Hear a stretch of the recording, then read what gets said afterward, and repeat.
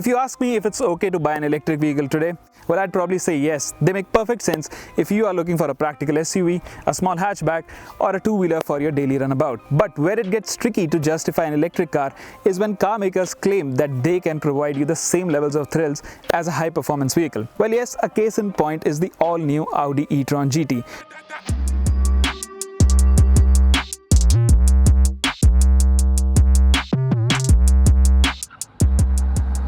Well, this is something of a replacement to the likes of the A7 or the RS7. So the thing is, it is a fast four-door coupe. It looks sensational, but can it provide you with the same levels of thrills as a regular Audi S car or an RS car? Well, that's what we're here to find out, and we've got the perfect sort of road to find out if it's not just about straight line speed, but also about agility and handling.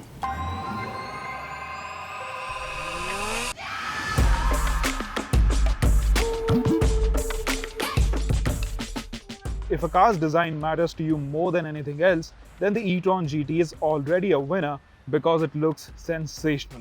From all angles, it is unmistakably Audi. Low and wide, short overhangs, long wheelbase, muscular haunches, and a curvaceous rear end. Design elements like an inverted single-frame grille, active air inlets, optional matrix laser headlamps, 20-inch aero wheels, a coupe-like roofline, and a seamless tail lamp cluster make this electric Audi an absolute stunner. What's more, thanks to its sleek bodywork, the e-tron GT is aerodynamically the most slippery Audi on sale today, as it has a drag coefficient of just 0.24. Surprisingly, the interior of Audi's future GT isn't quite as futuristic as you'd expect. Instead, it's a conventional design, and it features similar toys and gadgets that are seen in the company's regular cars. The dashboard is tilted towards the driver, and there's a familiar 10-inch infotainment screen along with a 12.3-inch virtual cockpit digital driver display. Both screens are of high quality and, as always, work flawlessly. The air conditioning controls are physical buttons and not touch operated as offered in the likes of the A7 or Q8. Quality levels and overall fit and finish though, well, it's impeccable. The sport seats at the front are body-hugging and supremely comfortable. It's a low car, but you can sit here comfortably for long hours and cover ground without any hassle. A true GT in that sense. But then things aren't so great at the back.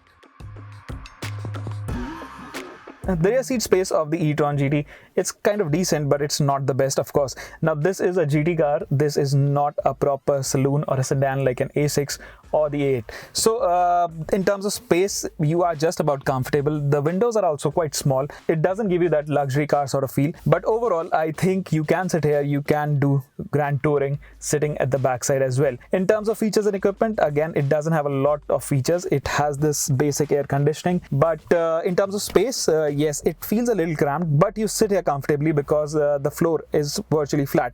But then it is strictly a two-seater because you have this massive hump over here. So what Audi has done, basically they have the battery pack down here, but they have created recesses that they call the foot garage for rear seat occupants. So you sit here comfortably in your seat and there's not much to complain about. However, if there is some sort of inconvenience, it is because of the glass roof, because this is transparent. Because this thing has no liner, so you just get the heat directly from the sun. Of course, a glass roof like this looks cool, and probably in European weather it works fine. But in Indian conditions, I don't think this is the most practical choice, because you are going to get a little toastier sitting at the back if the AC is not running on full blast.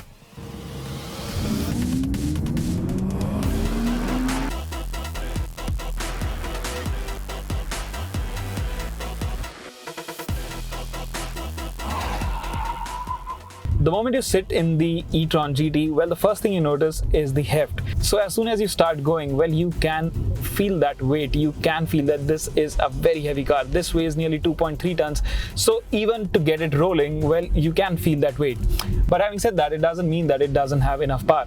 Well, this is the GT, of course. This is the lower variant of the two. There is also the RS version, which develops nearly 600 bhp. But let's talk about this car.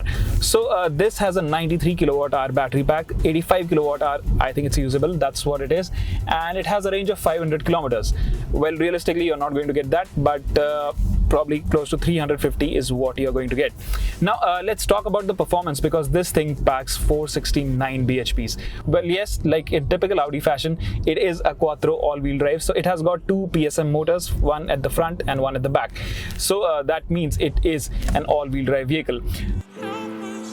Now 469 bhp and 630 newton meters of torque is what it produces all of the time. But for 2.5 seconds you have this thing called boost mode. So in that the motor unleashes around 523 bhps, and the performance is simply mind-blowing, because this thing can do 0 to 100 in just 4.1 seconds. And that's when you feel, you know, despite that mass, despite that weight, it just doesn't matter, because this thing just kicks physics in the teeth. This thing can absolutely fly, and there's absolutely no lag. It's just relentless. I mean, you'll run out of road, but this thing, it just keeps pulling and pulling. So in that regard, I think it feels better than most of the sports cars, to be very honest, because the performance is just seamless. But again, that is something that you really have to be careful on public roads, because I was doing crazy speeds today, and because it's an Audi, it's so quiet, it's so refined that you can't really feel anything. I was doing high triple-digit speeds on these bendy roads. I was absolutely gobsmacked in the way this thing was covering ground. So you have to be really careful, because it is actually a GT car. It can cover ground quite briskly and you wouldn't even notice. So of course, the kind of performance it delivers, it is expected, because it is a fast Audi and it is an electric at that. So that's nothing unusual, I'd say. Of course, it's quite impressive, but it's not something that you didn't expect. Now, the main thing where this thing is totally different is the way it handles. Well, yes, this is where it is totally different from any EV that I have ever driven. So first things first, this is of course a car that shares its platform with the Porsche Taycan. So it's based on the same J1 platform, which is for EVs for both Porsche and Audi. So you can actually feel the difference, because this car, despite weighing over 2 tons, well, this actually just goes around bends like a sports car, like an Audi RS7, I'd say. It is really phenomenal. It has loads and loads of grip. It just stays glued to the tarmac. And in typical Audi fashion, well, the steering, it is a bit inert in the sense the inputs, you don't really get a lot of feedback, but it's quite direct and it is quite quick. So when you're driving it fast around these hill roads, well, it actually feels planted. It feels perfectly tied down. Now, one thing I really love about the e-tron GT is that it somehow feels a little more playful than its siblings, the conventional Audi cars, like let's say the S7 or the RS7, in fact, because those cars, they have built-in understeer. But this thing, it feels more rear biased, and when you're driving fast, you can feel the front end feels light, the front end has more bite, and the way it grips and turns, well, I think it is definitely better than those cars. Of course, there's a lot of weight, but then in terms of the feel, in terms of how the front is, I think this is definitely more responsive. This is definitely sharper than any other Ford or Audi that I have ever driven.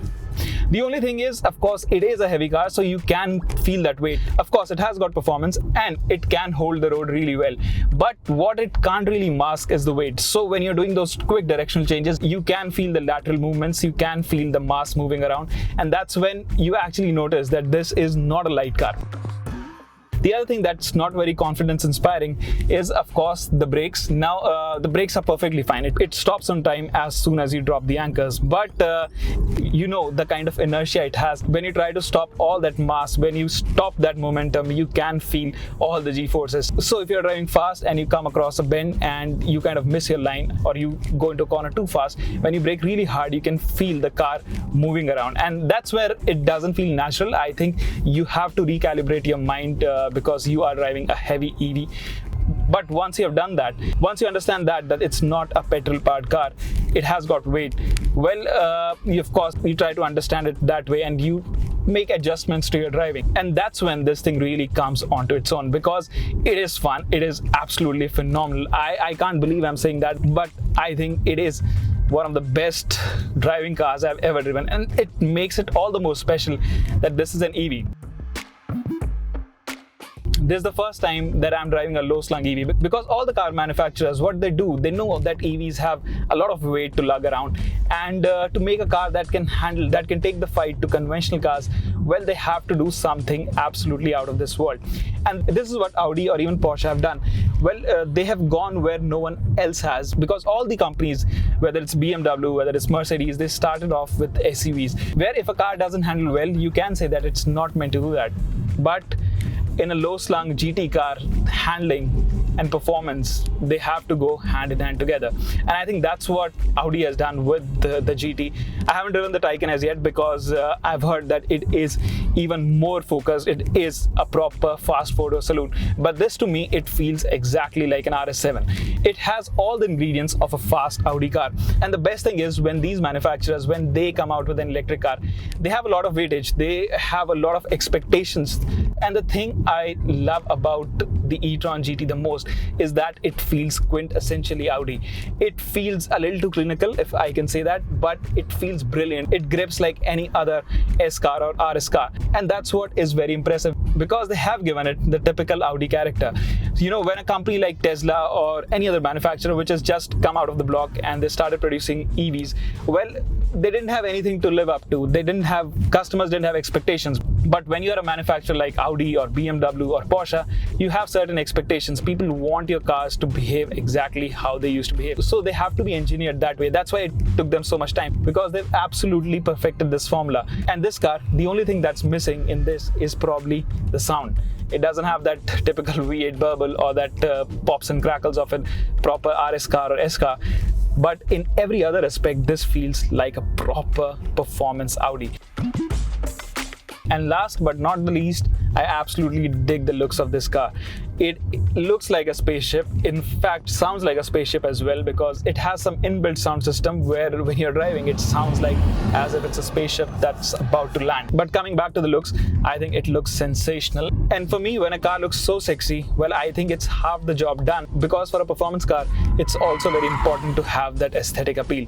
And I think in that regard, Audi has absolutely knocked it out of the park, because I really can't get over the looks of this car. So for me, I think I absolutely love this car. I know I'm going a little overboard, but I didn't expect it to be this good, honestly.